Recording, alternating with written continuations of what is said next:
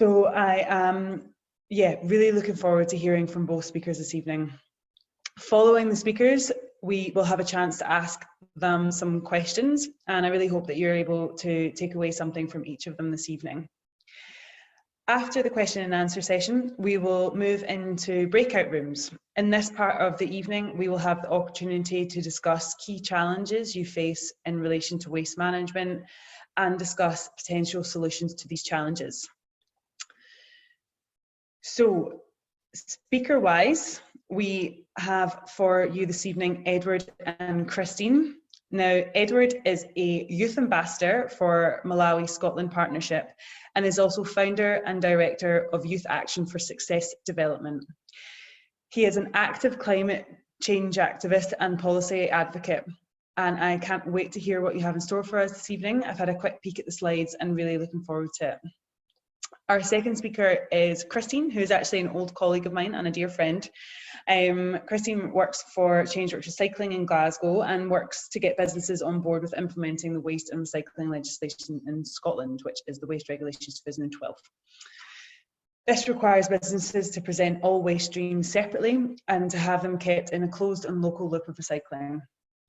A challenge at the best of times, challenging and changing decades and ignorant of waste, but Christine is unwavering in her passion to see waste as a resource and not a societal problem. Amazing. Thank you very much for introducing me, Jen. And I hope everyone can hear me fine. If you can't, pop it in the chat.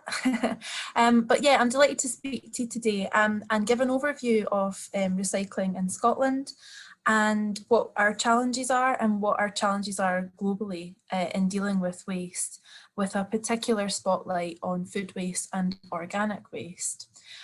So I'll just click my way through into this. Aha, here we go.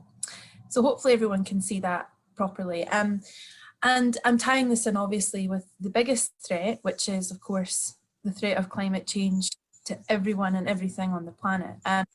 So I've called this presentation "The Time to Act on Climate is Now," and waste management absolutely feeds into that. So, yeah, I can't go back, can I? Okay. Well, basically, oh, I can, thank you. So basically the things I want to cover today, I want to introduce recycling of Scotland and our legislation.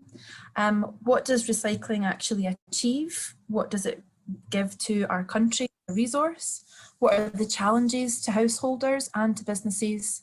The spotlight on organic waste, how that feeds into the circular economy, and some of the opinions I have about the future of recycling. So the first part, the urgency basically of it. At the moment, and this is on a resource level, the world is consuming 100 billion tonnes of materials, and over the last couple of decades has warmed up by 1 degree.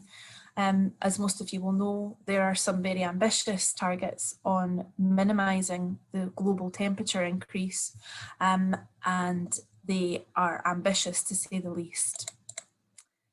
So a little overview on the legislation in Scotland. So as Jen was saying, we have the waste regulations, and it designates different groups in our country with responsibilities for waste. So all the citizens of Scotland, the responsibility for waste management is done by the local authority. For businesses, it's the business's responsibility to deal with their waste and recycling. And the two different worlds interact very differently with their waste. I've shown here a picture of the waste hierarchy, and most people that I speak to in my day-to-day job, which is working in the waste management industry, know the waste hierarchy on a basic level, I would say, but the top part of it, which is the green part in the slide, is about the prevention of the waste ending up as waste in the first place. And then the amber side is what to do with it once it can't be reused. And as I explain later on about circular economy, there's quite a lot of confusion about what is circular and what is just reusing something, which I'll go into. But the most preferable option, of course, is prevention. So in Scotland, we have 32 local authorities. And actually today we're all voting to vote in our new parliament, so that's exciting. And each of these local authorities is responsible for the waste for each of their citizens.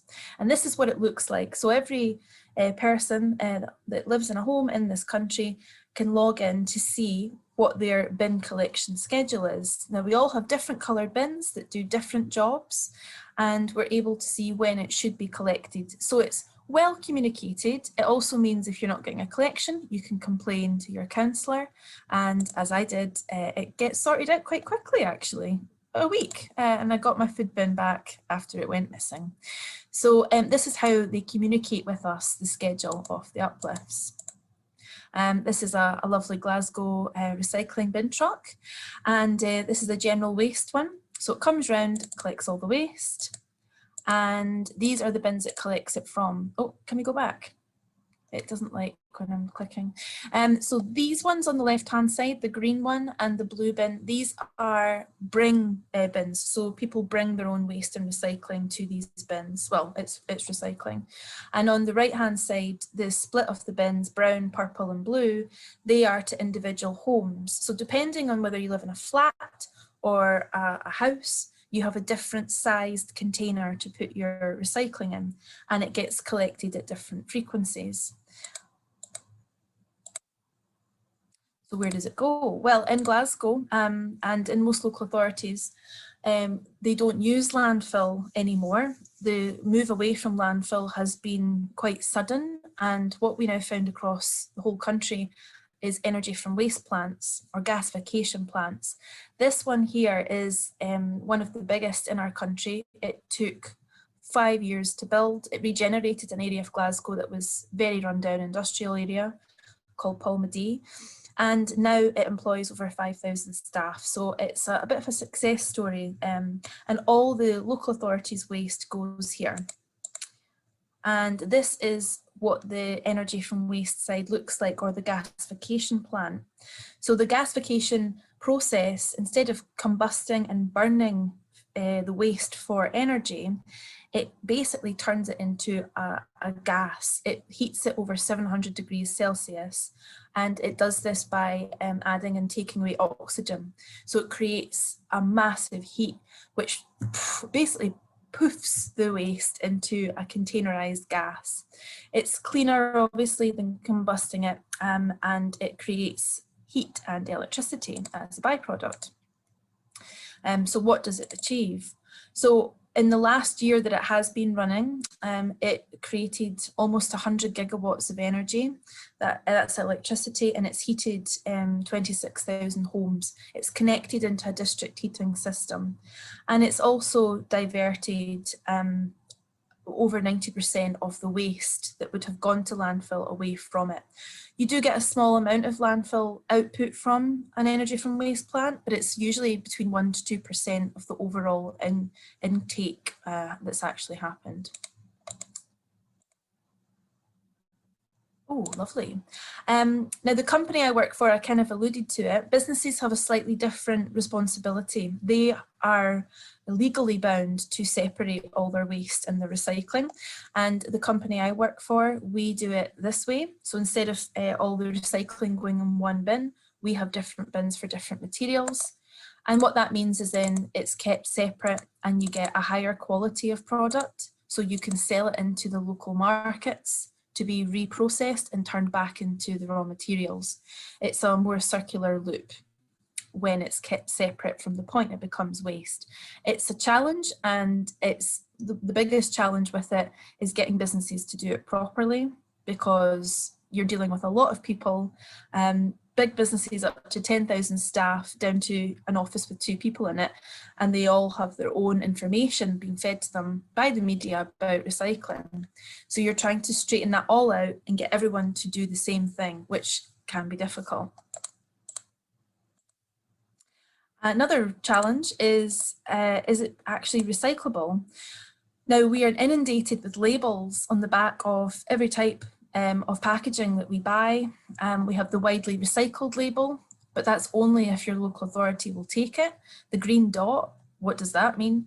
The Morbius loop is a historic recycling label invented in the 1970s in California. It was a marketing tool to market products, and it means nothing when it comes to the recyclability of something. And the PET plastic resin code, that just tells you what type of plastic things are. It does not say if it's recyclable or not.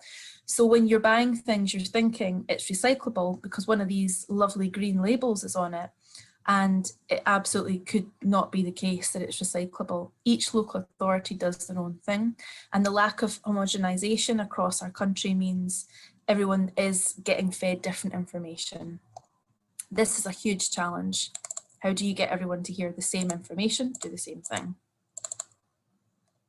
And also the bins. This is an example of 3 different local authorities. This is left-hand side is East Lothian, outside Edinburgh, the middle is Ayrshire, and the Highlands is the next one.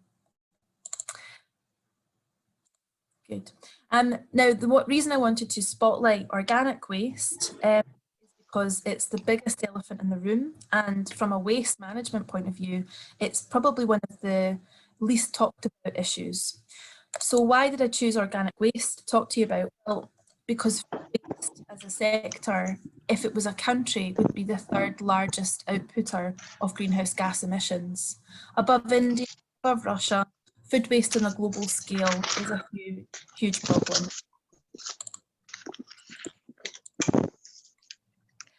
And in Scotland, this is how food waste used to be dealt with. It would go in landfill. Some of our landfills are capped, so the methane is captured, and some not. Some are open landfills, but this is one of the reasons it's such a global problem. And the reason methane is such an issue is because of the amount of heat that it traps compared to carbon dioxide. It traps 34 times more heat than CO2 does. So you do not want methane escaping as far as possible. There are natural sinks for methane on the globe, and it's required as a greenhouse gas, but the amounts that are being produced are in excess of what the sinks can cope with. So what happens in Scotland, and this was definitely on the back of the waste regulations coming into force, was that we have anaerobic digestion plants, and these are spread over the country. Most of them, as you can see, are along the central belt. That's where the majority of the population of the country live, and a lot in the south as well. This is what it looks like when it comes. Beautiful picture, all kept separate, and lots of energy within that. So the food waste is tipped at an anaerobic digestion plant. As you can see, this bubble thing actually holds on to the gas. It's an overspill for the gas being created by the digester. That's this bit here. And what happens from all the food waste is it's digested by bacteria, it becomes a biogas, it is turned into biomethane, which is burned. It produces a small amount of CO2, but it's the equivalent of what the plants and animals captured in their life cycle. And it produces power by electricity, by turning a turbine, gas, and also a digestate as well. And that's for the agricultural sector. So you could call food waste recycling a truly circular way of recycling things. The waste goes back into the start of the journey again. And so I've put, how can it be circular? So I realise that I'm on 10 minutes now, so I'll try and sort of speed through this bit. So the circular economy, as you all know, is basically doing that, is putting the waste or the resource back into the loop to be used again and to not end up being wasted at the end of its journey. And it goes very along with the hierarchy and the waste hierarchy. And this is an example of where all the materials that the company I work for go to, so that they are circular, so that they can be reprocessed down again and used again.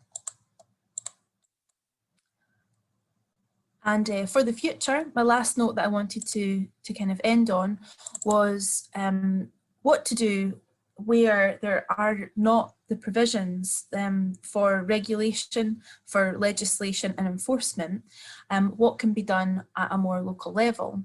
And waste is a resource. It is something that can be used to do other things. And one of the best ways to do that is to upcycle things. So an example is these plastic bottles, which once they are basically squashed and carbonized together, can be turned into paving tiles and bricks and things that are of a higher value in the market.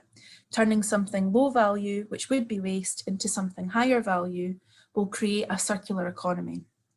It's a no-brainer. And Waste Aid is a really good organisation that have toolkits to pass on the expertise, which sometimes are complex and sometimes very simple, to use the waste as a resource. A good example that I came across was how to convert organic waste into biogas for cooking. And the materials required are quite accessible and can then turn it into a constant energy source, because one thing guaranteed with waste is it's always going to be there. It's a constant producer, so using it forever means you'll always have energy from it. And my final thoughts were basically to reiterate that waste is a resource, something to be used. And if there's anything that can be done by any of us, it's to recycle your organic waste to reduce carbon emissions. It's the biggest impact that we can make from a CO2 perspective and also from a circular perspective. And thank you very much for listening. And if you have any questions, I'd be delighted to answer them. Thank you so much, Christine. That was super informative. The slides were great as well. Thank you, thank you, thank you. So if you have any questions at all, then please feel free to post them in the chat. But just now we are going to hear from Edward. So Edward, if you would like to unmute yourself, and then we can get the presentation up for you on the screen and hopefully get that kick started. Really looking forward to what you have to say from the Malawi perspective. Well, thanks.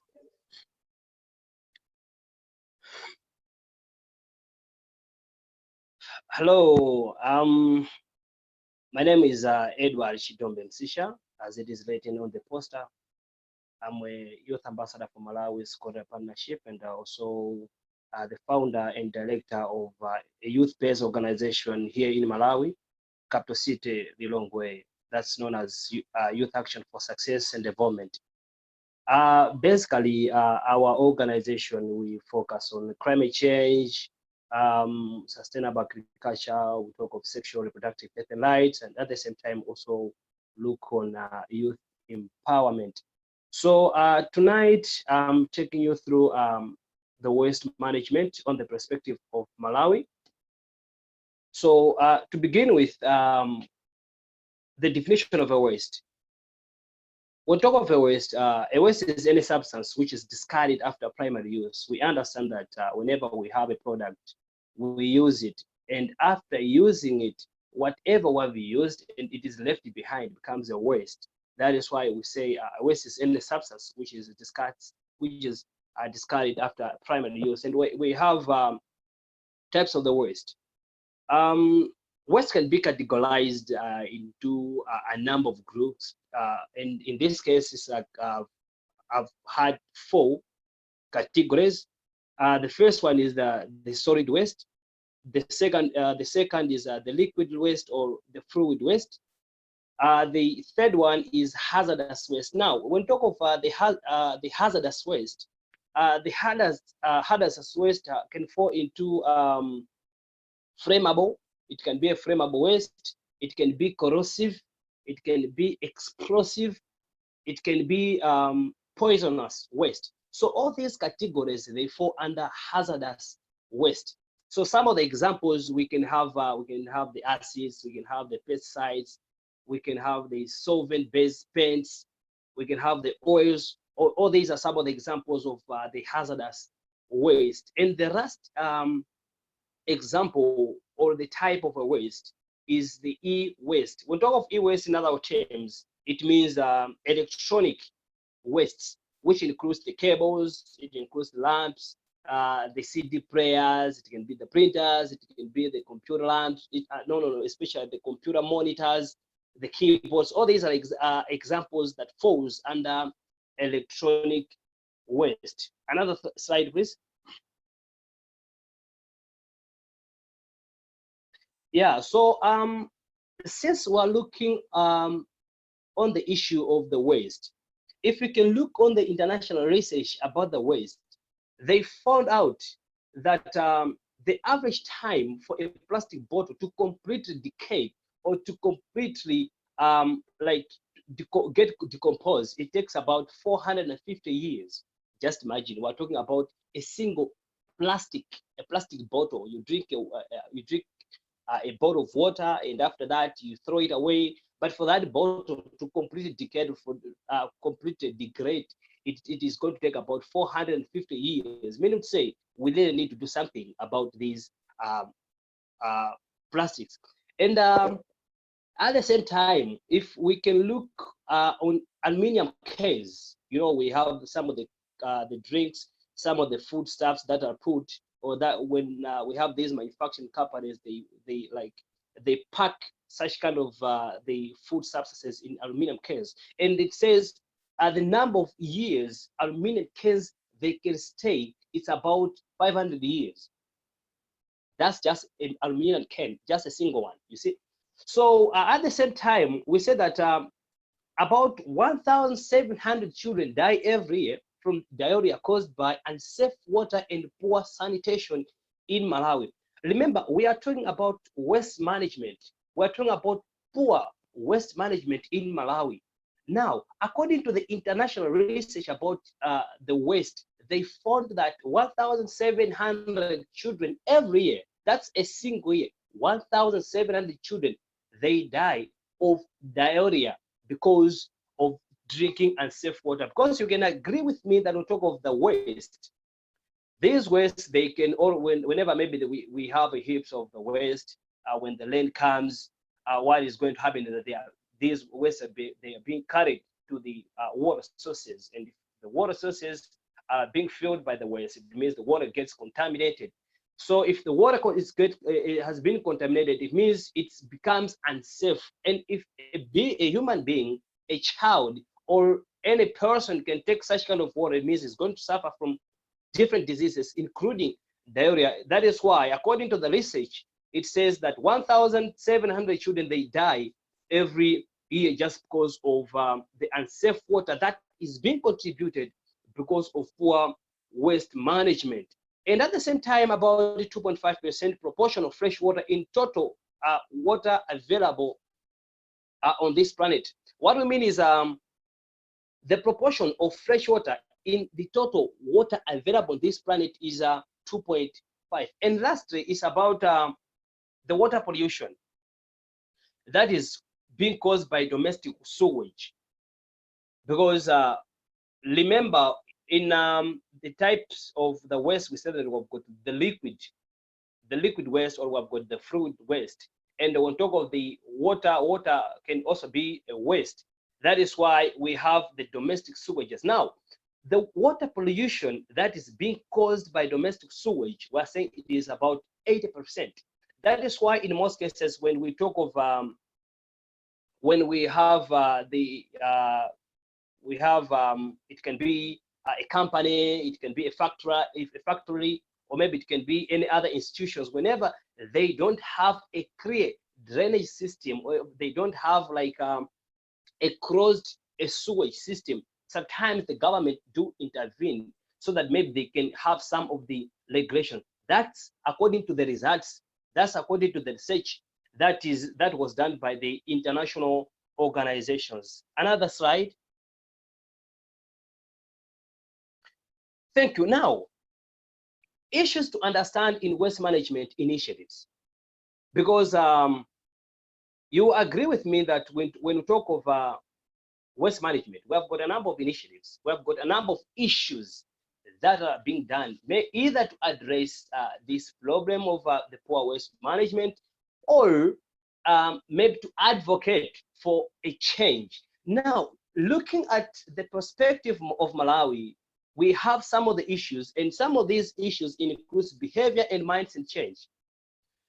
We have seen that even if you want to build the capacity about the waste, either maybe to the general public, or maybe you want to talk about this waste issue with the family members, sometimes one of the bigger challenges that we have witnessed is about mindset change. Because to them, they feel like a waste is a waste. But for you and I, we believe that we don't have a waste. A waste is a resource. So for them to understand that a waste is a resource, it becomes a challenge. Or for them to intervene that waste management is an issue that it needs to draw our attention. It becomes a very serious issue just because we are talking about behavior and mindset change. That is why we're saying that this is one of the issues that needs to be well understood. And the other thing, the other issue in the waste management initiatives is about government policies. You will agree with me that sometimes if we want to come up with a change that is going to have a bigger impact on the majority of people in the community, it can be like maybe a district or maybe the nation at large, the government policies needs to be friendly to the initiative that are being implemented. Now, one of the issues that has been there that we've been advocating for, or maybe you and I have been talking about, is about the government policies. For sometimes we can have a very good initiative, we can have a very good project, or we can have a very good innovation that we want to implement to address the issues of waste in the society. But if the government policies are not friendly, if the government policies are not supporting the initiative that we want to implement, it becomes a very problem that it won't make your project or innovation to address the issue that you wanted to solve. And another issue is quality assurance. And before I forget, if we can also talk about one of the key issue in waste initiatives is about competition. Instead of climate activists, it can be climate young leaders, for us to cooperate, for us to come together, for us to collaborate our initiatives or like our innovations, we tend to compete. That is why we are saying that as long as waste management is concerned, there is a need of cooperation and not competition. For instance, we can talk about the initiatives of biogas, of making biogas. We talk of the initiative of making the briquettes. We talk of the initiative of plastic bricks. But then if we can look at these innovations, we are going to find out that these innovators, the green entrepreneurs, they are not coming together like to share the experiences, to share the knowledge, to share the problems that they are facing in the implementation of this program, just because they are for competition and not for cooperation. That's why we say this is one of the issues that we need to understand and we need to address if we want to solve something. If we want to make a bigger change in the community, we need to come together. We need to work as a team and not as an individual. We should learn away from the term I, but we should go for the term we, because in we, there is power. And maybe I should launch into the remaining three. So one of the issues, we talk of the markets for waste products, we talk of the capacity building, and at the same time, we're talking about the waste management inclusive systems. Now, on this waste management inclusive system, we're looking at an angle from both the private sector and even the government sector. Sometimes we tend to lose focus. Sometimes we tend not to understand, like to come up with good strategies, good systems that can include all initiatives or innovations that are within the waste management. Because in so doing, if inclusive systems can be made, it means a bigger change can be made. That is why, in summary, we have said, I can say that these are some of the issues that needs to be well understood, well considered, as long as waste management is concerned. Another slide. Now let's look at the impacts of plastic pollution in Malawi, especially from an angle of policy to practice. Because I've been talking about policy for a quite number of time, but this time around, we should go for practice. That is why I've just said like the impacts of plastic pollution in climate change. So if we can look on the plastic pollution, you agree with me that the problem is that the plastics can take thousands of years to decompose. As we saw on the international research that was conducted, we found that a plastic bottle, it takes about 450 years to completely decompose. Meaning to say, we really have a lot that we need to do, especially to do with these the plastic waste. And at the same time, the plastics later block the drainage systems. Remember, we're looking on the problems that lies because of the plastic pollution. Now, if we have got a huge plastics that are just disposed anyhow, that are just found anywhere in the market sites, in the streets, we are going to find out that these plastics, they block the drainage systems, which is just into the flash floods. That is why currently we have witnessed that Lilongwe, which is a capital city of Malawi, we have seen that Blantyre, which is a big city in the south, has experienced the flash floods just because of this plastic waste. And at the same time, we can also witness that currently it's like Malawi as a nation, we're producing millions of waste a year and even a day.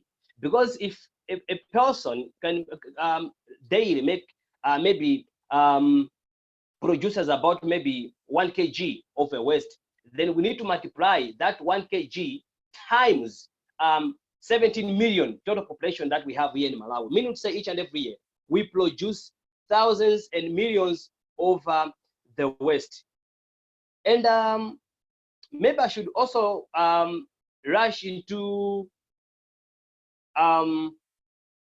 one of the solutions that as Malawi, maybe we can do, or maybe linkage between the plastic pollution linking to the climate change. Because it's like I really have a limited time, I've gone to the other slide. So the plastic pollution linkages directly with the climate change. Because for instance, if we can look in 2019, the production and installation of plastic added more than 850 million metric tons of greenhouse gases. We understand that that installation is one of the measures that we do like to reduce the plastics that are being found in the markets. But then it is the same installation process that contributes a lot to the emission of the greenhouse gases. Now, the more the greenhouse gases emits to the atmosphere, the more the impact that rises into the climate change. Because as long as the greenhouse gases increases, it means the temperatures also is going to rise. Now, if the temperature rises, it means the impacts, the global warming that we've been talking about, it is also going to be resulted. That is why we can see that there is a very good connection between the plastic pollution and the climate change. So maybe I'll go to the very last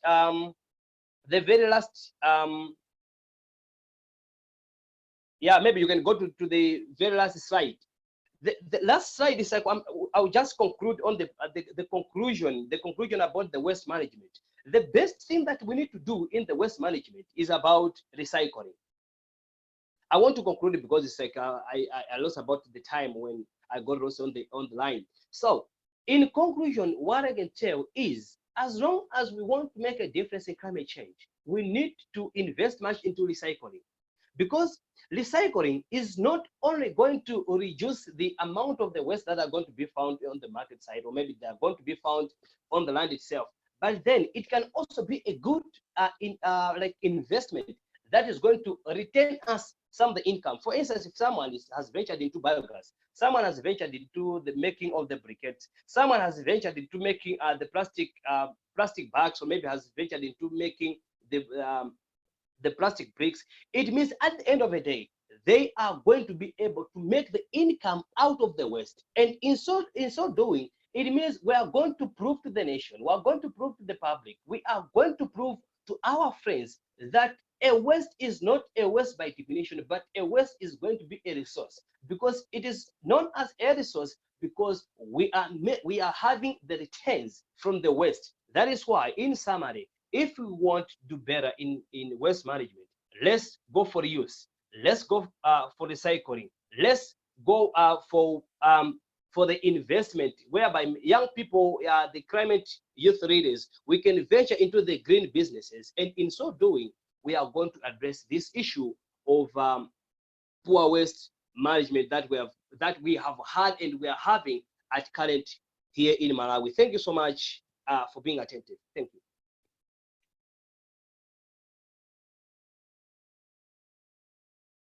And about informal waste pickers that make a living by collecting recyclables from landfills. And I've done some work in the Caribbean, in Jamaica, and that the landfill is an employer. It employs hundreds of people who go onto the landfill to collect stuff with value. What I would say is that people will always be entrepreneurial and industrious when they have the ability to do so. And I think informal waste picking is a symptom of the lack of waste management that can be done. And imagine that if there was no landfill, then that'd be lots of jobs to fix that. And I think that's what we can see in Scotland, is that energy from waste plants are big employers. So if we didn't have the energy from waste plant, we would have the landfill, and people would be employed either by the company managing it or themselves. So I think the role that they're doing is amazing because they're taking the recyclables out of it, but it's a dangerous job, and it's extremely harmful to human health to be on an unmanaged landfill. There's constant sources of toxic waste, and fires as well are frequently breaking out because of the buildup of methane. You can get explosions in unmanaged landfills. So I would obviously think they need to go, and the jobs that would then be grown from managing it are where we want to be at. I was just typing that out, but that's my thoughts on that. Amazing, thank you, Christine. And what would you say about the sort of how waste is received by, say, for instance, your clients? Like I see Hannah's messaged the chat there about, are people quite receptive when you talk about waste management to your clients? Yeah, it varies. So, and it varies across Scotland actually. And I think, Jim, you'll testify to this, that in Edinburgh, people are much more on the recycling knowledge and keenness to get it done. They want to do it, whereas in Glasgow, we are about 10 years behind mentally with waste and recycling. I hope I'm not offending anyone by saying that. But yeah, yes, they are receptive to hearing about it. But people are also fixated on some of the wrong problems. So as I mentioned, food waste recycling is really important. And you can get people really worked up about minutiae that can be dealt with by an energy from waste plant. And yet they're not recycling their food waste, and they're chucking that in with the general waste. So I think there's a lot of miscommunication about it. But yes, I would say they're receptive in Scotland. People want to do the right thing. And I mentioned waste electronics and electrical things and clothing. People are really shocked to know what's happening to that stuff when they think they're recycling it. They're taking it to a recycling plant, and then it's being put in a container and sent away to another country to be dealt with. I think this is something that needs to be addressed urgently. Thing that I would love to ask is to sort of, what does everybody see the key challenges in waste management, whether it is in Scotland or Malawi? And I suppose feel free to unmute yourself and chat about this, or post in the chat as well. I suppose, what do you see the biggest challenges as?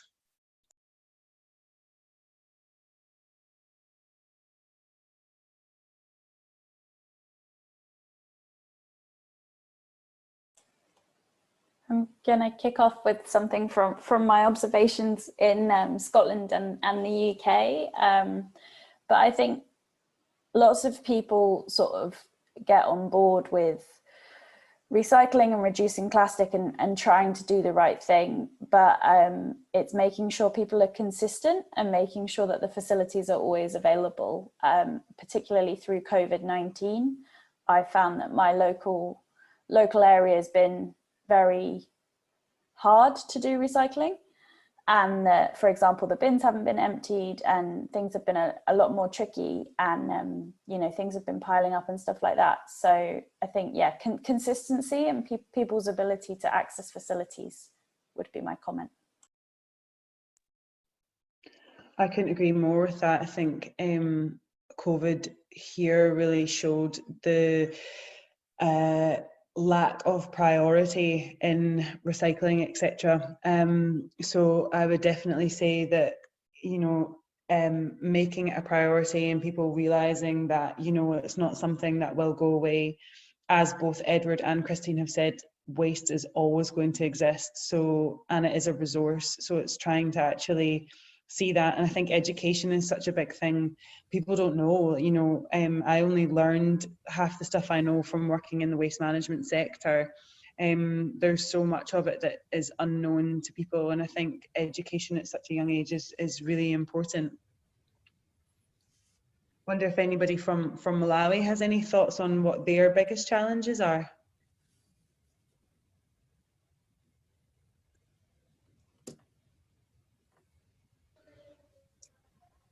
Hi, this is Chinthisi.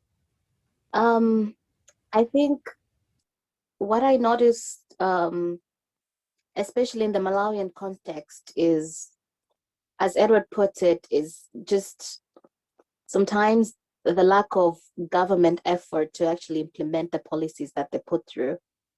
And you see that there's a lot of need from the general public for the government to act on the plastic ban, as well as to do more around waste. If you look at our markets, they're filthy. There's just waste everywhere, just collecting in there, and it's going to stay. It stays in those places for maybe even weeks before they like collect it and go like do something with it. And I think they only just dump it at a dump site. But there's been like a lot of people asking the government to do more and to do more with waste. I know like the general population, young people in particular, like to do a lot of stuff with waste to make stuff out of it, which is really encouraging. But as long as the efforts are not backed by the government, then they're always going to fall short. So I think the problem with us is even our city council's willingness to even do something and to look into to start looking at waste as a resource, as you and as Christine and Edward have put it. And I feel like that's what's lacking on our side, because we have so much of it, and we have a lot of problems and a lot of electricity shortages and whatnot, but we have so much waste that can be converted into gas. Yeah, that's just my observation, that we need to get moving a little bit on using our waste and just being proactive with it. Like obviously waste is always going to be there, but like we need to start doing something with it. Yeah. Thank you so much for that input. Yeah, I think it's an uphill battle for everyone, and I think governments that aren't answering to the calls of their citizens, it makes it an even more of a struggle. Can I just say something about funding? I just wanted to say that the biodigesters that have been built in Scotland have exploded over the past 10 years. We had a couple on farms usually, and now there's a network across the country, and they've all pretty much been funded by private sector money. So they're never paid for by the government. The government kind of go into a partnership with them for them to build them, because they cost obviously tens of millions of pounds to build and connect to the heating systems and the electricity grid. but it's private sector money. And it's interesting, Edward was saying about the competition thing. I couldn't agree more about the competition. Waste management in this country is competitive. And in some ways that's good, it drives down prices, but it keeps, it stops from collaboration and sharing on technology. But yeah, it's private funding that builds these, and they do it on the back that they'll get the payback from all the money from the government incentives because they're producing electricity. So it needs like a long-term, I'll put this investment in because I'll get it back over 5 years. And that's the guarantee that I think they need to build them.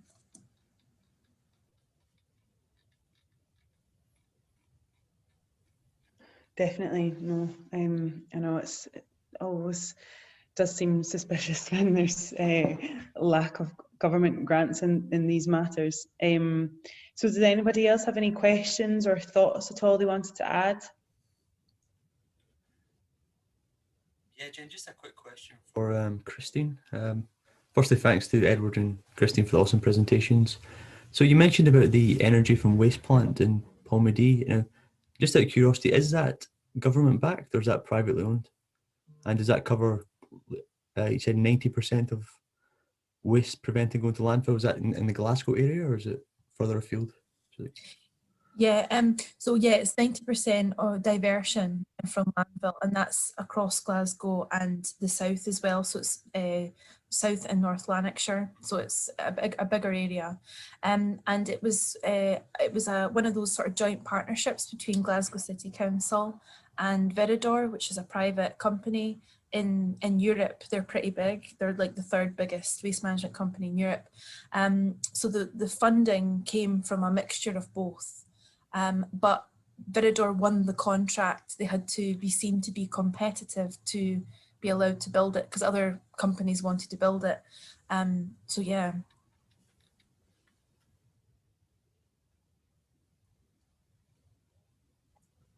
There, I also have a question for you, Christine. If we still have time, that is. So that would be, how do we attract more people into the waste sector? What kind of maybe drew you towards it? Because through my studies, doing environmental management, it was kind of the one topic nobody really wanted to touch. Everybody would love to talk about outdoor conservation and planting trees, but it's, in a word, it's not sexy. Some people don't want to, or they're not drawn towards it, but it's such an important sector that we can use to tackle climate change. So what are your thoughts on how we can attract more young people into working in waste? Thanks, Dante. I also have a background in waste management, in environmental management with sustainability, and energy from waste was the thing that grabbed me the most when I was doing waste management.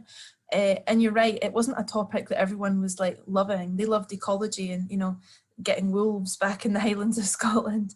But I loved the fact that you could turn food waste into gas. I thought that was just like mind blowing. Like, this waste is a resource. I think the way to get people into this, it's a well-paid sector in Scotland.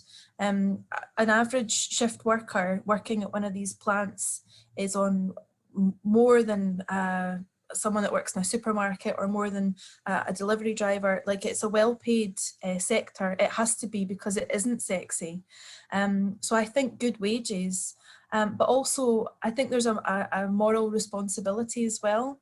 The drivers that work for the local authority in Glasgow, they don't get paid very well, but they do it because they're actually helping our city be livable. If they didn't do their job, we couldn't live here. It would be a terrible situation. I was going to say something else, Liz, but it would not be good. It'd be a bad show. So I think they're doing their civic duty as well. And there's a bit of a kind of, they get respect for that actually as well. So I suppose that's a societal view of them. They are absolutely relied on, and we never felt that more than in COVID when they stopped doing all the pickups of all the bins and everyone was like, what do we do? I think then you realise how you need them. But good wages and good treatment, I think, will get people into the industry.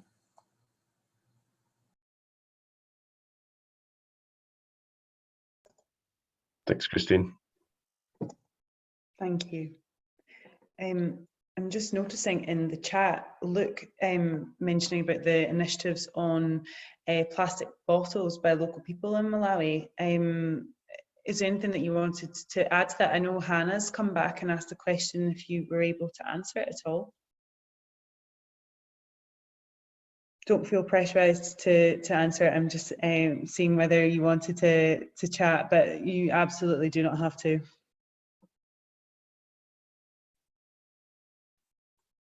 Is that for me or for everyone? I think it was Luke had mentioned it in the chat, Uh-huh. so I was seeing whether there was any sort of further information on that. And Hannah had asked whether any companies were making the carbonated drinks taking responsibility for the waste in that. But I suppose that's more of a general question. I could answer it from a European perspective, but is that what you're looking for? Yeah, of course, and then someone can answer it from a Malawi perspective. That'd be great. Well, we have producer responsibility or extended producer responsibility, which is EPR, and that is a big thing happening in Europe. Companies that produce the waste have the responsibility for the treatment of them at the end of their life for certain waste streams, but not for plastic bottles yet.